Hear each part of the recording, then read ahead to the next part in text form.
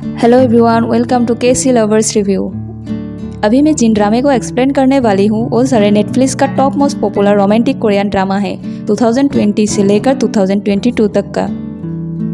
True beauty ये एक romantic comedy और लव ट्रायंगल ड्रामा है। ये ड्रामा 2020 में रिलीज हुआ था। इस ड्रामे को IMDb से 8 रेटिंग मिला है। इस ड्रामे के कास्ट पर है सा यून हो एज ली शू हो, मुंगा young as Lim Ju Kyung, Hwang In Yeop as Han Seo जुन।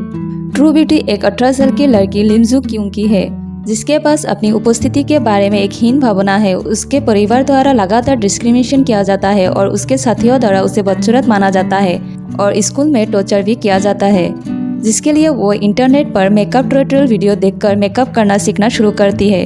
जब वो अपने नए स्कूल में ट्रांसफ़र होता है, ठीक उससे पहले वो मेकओवर करना अच्छे से सीख जाती है और जब वो नया स्कूल में अपनी मेकओवर करके जाती है तो पूरा स्कूल उसे ही दिखता रहता है। उसके साथी उसे गॉडेस कहने लगे। इसी स्कूल में लिमजू क्योंग सुहो और हैंसियो से मिलता है। जू क्योंग सुहो से पहले भी 2 बार मिला था, लेकिन बिना मेकअप के। सुहो बहुत ही रिच, हैंडसम और लड़कियों के बीच पॉपुलर है। इस अटेंशन से सुहो को नफरत है। अक्सर उसे अलग और ठंडे रूप में देखा जाता है और वो एक डार्क सीक्रेट को छिपाता है, पास्ट के एक ट्रेजेडी इंसिडेंट जो उसे लंबे समय से सता रही है। इसी इंसिडेंट की वजह से सुहो और उसके पुराने बेस्ट फ्रेंड हैंसियो की दोस्ती टूट जाती है। हैंसियो भी हैंडसम और इक्वली पॉपुलर स्टूडेंट है जो दिखने में रूड लगता है लेकिन दिल का बहुत ही अच्छा होता है। वो अपने माँ और अपने बहन को बहुत केयर करता है। हैंसियो लिमजू क्योंग को लाइक करता है लेकिन लिमजू क्योंग सुहो को लाइक करता है और सुहो भी लिमजू क्योंग से प्यार करता है। स्कूल में अपनी नई पॉपुलैरिटी के बावजूद लिमजू क्योंग अभी भी खुद को बदसूरत मानती है और ये उसका सबसे बड़ा डर है कि उसके साथी और सुहो को उसकी असली चेहरा दिखेंगे। अनफॉर्चुनेटली उसका डर सच हो जाता है। नेक्स्ट ड्रामा है होम टाउन सा सा सा, एक most watch drama on Netflix जो 2020-21 में रिलीज हुआ था। इस ड्रामे को IMDb से 8.4 रेटिंग मिला है। ड्रामे के कास्ट है किम स्यून हो एज होंग दुक सिक एंड शिन मिन आ एज यून ही जिन। होम टाउन सा सा सा गॉन्जिन के सी साइड विलेज में स्टाफिस एक लव स्टोरी है।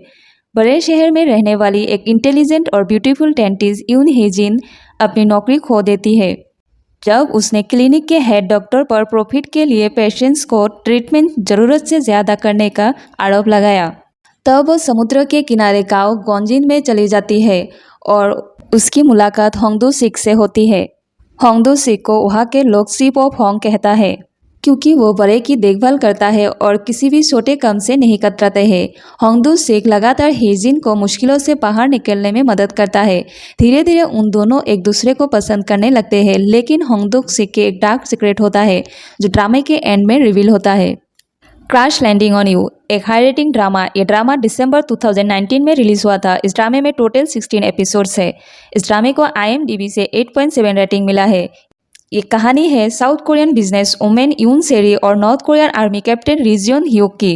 ड्रामा कास्ट है Hyun Bin as Ri Jeong Hyeok and Son Ye Jin as Yoon सेरी।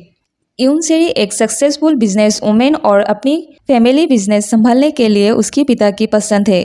अपने माँ द्वारा ठुकराए गए और अपने भाई द्वारा खतरे के रूप में देखे जाने के कारण वो फैमिली बिजनेस से दूर हो गई और सक्सेसफुली अपनी खुद की fashion and beauty company series choice को खरीदी की। एक दिन सेरी पैराग्लाइडिंग के लिए निकलती है और अचानक टोरंटो में फंस जाती है जो उसे नॉर्थ कोरिया की ओर उड़ा देती है, जहां उसकी मुलाकात नॉर्थ कोरियन आर्मी री जियोन ह्योक से होती है।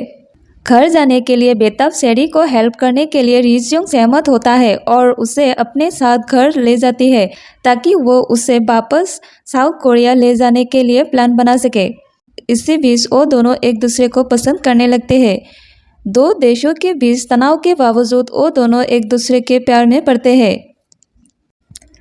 नेक्स्ट ड्रामा है 25-21। ये 2022 का अब तक का सबसे बड़ा हिट ड्रामा है। इस ड्रामे को IMDb से 8.7 रेटिंग मिला है। इस ड्रामे में आपको टोटल 16 एपिसोड दिखने को मिलेंगे। ड्रामे के मेल लीड पर है नाम जू ह्यूक एज बिग जिन एंड फीमेल लीड पर है किम तायरी एज नाहिदो। ड्रामे के शुरुआत में दिखाते हैं कि नाहिदो की बेटी किम मिनसा बैलेट के प्रोग्राम छोड़ के अपनी नानी के घर भाग जाती है, जहां उसे अपनी मां की डायरी मिलती है जिसके माध्यम से कहानी सुनाई जाती है।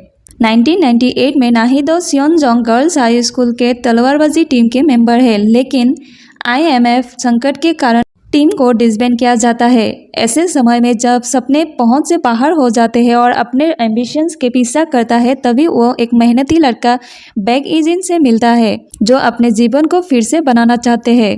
बैग इजिन एक रिच फैमिली से होता है, लेकिन IMF संकट के कारण उसके पिता का बिजनेस बैंकरप्ट हो जाती है। ये बैगजिन के लिए एक रिच लाइफ जीने से लेकर एक गरीब लाइफ में चेंज हो जाती है और पढ़ाई के दौरान वो पार्ट टाइम जॉब भी करने लगता है, लाइक न्यूज़पेपर पहुंचाना, बुक शॉप में काम करना। बाद में वो एक ब्रॉडकास्टिंग नेटवर्क के लिए स्पोर्ट्स रिपोर्टर बन जाते हैं। 22 और 18 साल की एज में वो दोनों पहली बार एक दूसरे के नाम लेते हैं और 25 और 21 साल की एज में उन्हें प्यार हो जाते हैं।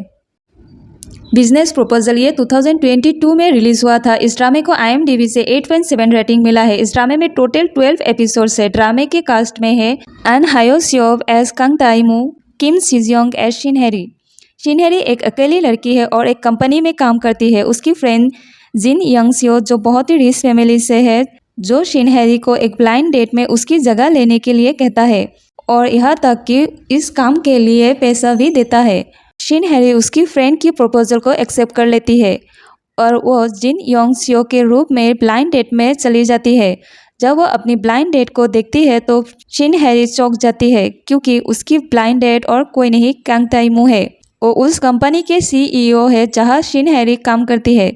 कंग ताइमू एक वर्कहॉलिक है और वो इस बात से नाराज़ है कि उसके दादा उसके लिए ब्लाइंड डेट सेट करती है और डेट पर जाने से बचने के लिए वो शिन हैरी से शादी करने का फैसला करते हैं, ये जाने बिना कि वो नकली जिन योंग सियो है और उसके कंपनी में काम करती है। जब वो दोनों एक दूसरे के करीब आने लगते हैं तब ताइमू को शिन हैरी की असली पहचान का पता चलती है। विश्वासघात महसूस करने के बावजूद ताइमू शिन हैरी से प्यार करता है। If you like this video please subscribe my channel.